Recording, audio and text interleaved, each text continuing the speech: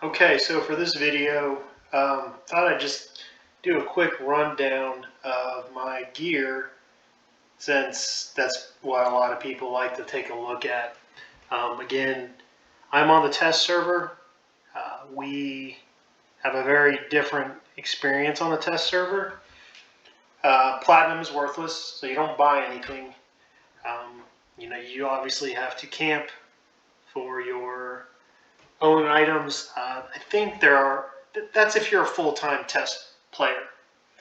There are many people that play on live and then continually copy over here, and that's fine. That works out for them. I only play on test. So um, the non-viz items are going to be ice encrusted, which is the expansion wide ultra rare drop. Um, they get copied over from the various servers, and they get shared. The way it usually works on test is someone who has some extra gear will link it in general, and then you click back, and the first person that identifies the item clicks it back in the general chat, then they usually get it parceled to them. Sometimes it's the third, just however it works. So, for example, here's the IE Summoner Earring. It's probably why I can do the things that most necromancers on live aren't able to do solo, because I have such a buffed up pet just from the IE. With Enhanced Minion XXVII, it really provided a lot of benefits. I think I picked it up at 113, maybe, and it just allowed me to handle different mobs. It just was a big upgrade. So every slot that I have now is IE. I've got Brilliance, I've got the necklace, I've got shoulders, I've got back. Everything's IE across the board. I use a dagger and a board. I'm not a fan of the two-hander. I think I have a two-hander in here somewhere, but it's not something that I use. Here it is. I'm just not a fan. I feel like I get a better scenario with stats on the dagger and board. Really, on test, what you have to work for is your visible armor, other than the TOV tier 1 that is tradable, your visible armor and your Augs. I have put a lot of effort into getting Augs. I have done some camps that I think are, and that was that anniversary thing. I've done some camps that I think are pretty difficult, and come out on top, and I think that's why I'm able to do some stuff that other people aren't, just because my stat total is a little bit higher. I have also been able to solo TOV named, which has allowed me to pick up ores, which has allowed me to create those Augs. I still need to upgrade a few more, but in general, I'm pretty well geared for a solo 115 Necro that I have had the benefit of picking up the ice encrusted, and I know that has made things a little bit easier on my solo gameplay. But ice encrusted is not allowing me to solo tier 2 TOV. Whatever Kale is, I think that's tier 2 TOV mobs, and get the armor drops and get those done. It's still me playing at a pretty, what I think, high level, and I will do a video of camping Draco Liches outside of Sleeper's Tomb, seeing if we can get a name to spawn and show you all a Necro Burn on a named. It's pretty fun. I don't know if Game Parse is being recorded when I do these videos. I think it's only recording the EverQuest game app. You know, it's not recording the app running in the background, the Game Parse. And so even though the Game Parse pops up on my screen to show me my DPS, I don't think it's showing up for you guys. But clicking through, there's IE Earring 1, there's the belt, here's the charm. I'll put that over the ear. You guys had a chance to see that. You know, move down to each ring. And I mean, of course, you can go look at all this stuff on Zam, but you know, it's probably items that you don't get to see every day, but on test, it's common. To the point that I have all my boxes geared out in IE. That's a 110 Warrior, a 110 Rogue, a 110 Zerker.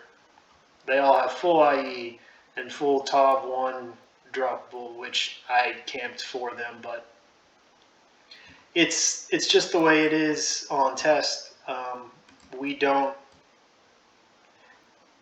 There have been, over the months, the years that I've been now on test, there's been people that come and go, and you always have the weird guys and girls that show up, and they just ask for all the best gear, and they just gear up, and then you never see them again. And that happens, and you just kind of go, oh, that sucks. But in general, if you need an item that's tradable, you can ask for it, and somebody can either help you camp it, or they can trade it over to you. And it just makes the server, it's hard to explain, especially because, as I mentioned, I came from like original EverQuest, like forums, easy board forums, flames and rants. EverQuest was a mean game. If you wanted to be the best on your server, you weren't polite about it. You just did what you needed when you needed to. You went after the mobs you wanted. Not a big. I wasn't into taking camps from people or KSing, but as a guild, we kept the Temple of Bashin original locked down for months, which hindered all the guilds behind us. When there was a server reset because of a crash, we were there immediately depending on the expansion, whatever the zones were that we needed, and just took everything out. And that held everyone lower than us back because they couldn't gear up and there was nothing they could do. So on test, first off, there's really no rating, especially of top tier expansions. There's really no rating, and then it's not cutthroat. It's not real to me. It's not real EverQuest. It's this happy, loving server EverQuest. And that's okay because I play the game solo. So every now and then I will make some snide comments in general because I just can't keep it to myself. I took a few months off recently to move, and so I actually don't even recognize half of general chat, or maybe even 2/3 of it. And they probably wouldn't recognize me because I haven't been on so long. But I've been around, I've seen people come and go, but the server has this happy, hippie, positive attitude, and it kind of always will, because there isn't, what am I sitting at here, 34 million plat or whatever that is. I've got another billion in the bank or whatever. It's just, plat means nothing. you know, even my cynical butt will give plat to people that are asking for it when they come over, or they make a new tune and they just can't afford spells or whatever. Like, that's just the way test server works. So I mean, I can go into AAs. I'm not going to. I'm still not quite max, but I'm almost there. Maybe when I do a video on killing yellows at 115 Draco Liches, I'll give you the spell rundown. But just wanted to show you some of the IE gear. It's very beneficial to the game that I play, being a solo necromancer. So I do realize when I make some posts or I make these videos, you know, that I have a big advantage, and I did really post 112. But prior to that, it was me on my own gearing up. So I do say some of these things, like on these Charda camps or camping, you know, the Drollvag Knolls in Lucia. You know, I do say it with some experience of having lower tier gear, but I leveled up myself and I built myself into the gear. I kept myself at a lower level. I couldn't use the TOF stuff, you know, until I hit the 115, 110, whatever it is, IE stuff. Anyway, I camped a lot of my own stuff, so I know what it is like to do some of these camps without top tier gear. That's the point I was trying to make. So I know sometimes I've made some remarks of like, you know, oh, I'm on test, so it's still different. This is what I want to show you is why I'm saying those things. But, you know, you can take a look right there. Sleeper's Essence, it's an AUG. Comes off, I think it's called the Tomb Guardian, or Sleeper's Guardian, maybe, I don't know. It's a Draco. It's a named mob outside of Sleeper's Tomb, and I solo that. I see groups die to it, you know, and those are groups composed of, I know, boxes, and if you don't have your macro quest down, or if something happens, you know, you get wiped. And I've watched people wipe to them, and then I, you know, politely wait to see if they come back. But I've killed that mob many, many times, so I've actually offered out Sleeper's Essence to General. But when I was on and act as much as I was before, Tav and Kav weren't accessible to others. It was, I think, up to TBL or whatever, Empire of Karnark, whatever the number 2 Karnark expansion. I think that was as high as we had free. And they just recently, I think, released the Burning Lands, which I personally avoided the Burning Lands. It was not what I tried to solo and what I tried to play in there was not fun. And my favorite part of EverQuest was really the snow and the ice. That was the expansion that I really played on.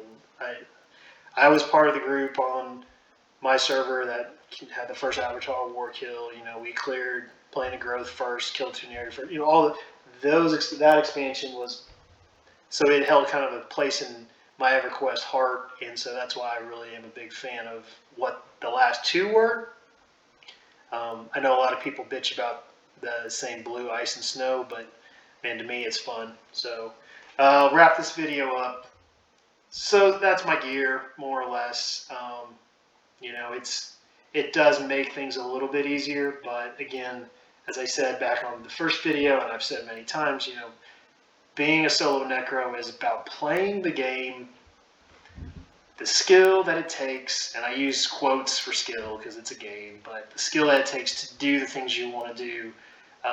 The gear helps a lot, but understanding the class and being able to maximize it with play-wise, not min-max stats, but with play-wise, that to me is what's important. And it's why I still play this game, is it's fun for me to challenge myself to be a solo necro, to kill things that I'm not supposed to be able to kill, or at least kill things that groups are supposed to kill, and I'm doing it on my own. So anyway, wrap this video up. Next video will probably be back to Charduk and doing some camping in Charduk.